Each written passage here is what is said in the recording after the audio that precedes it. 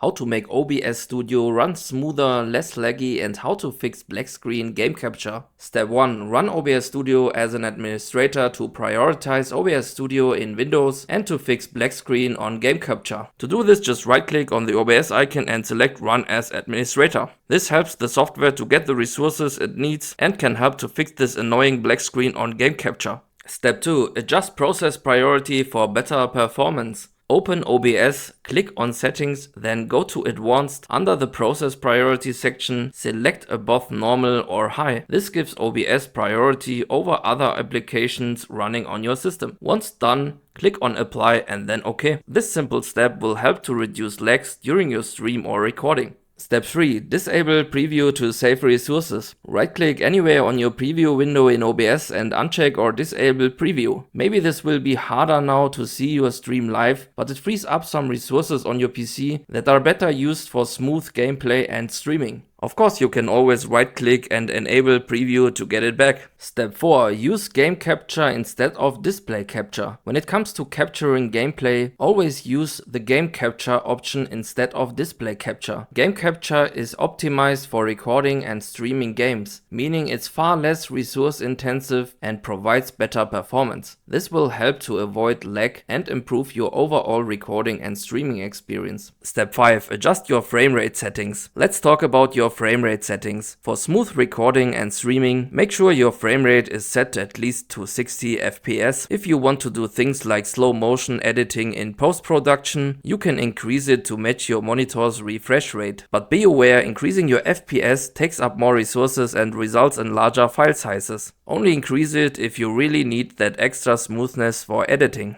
Alright, thank you for watching and see you next time.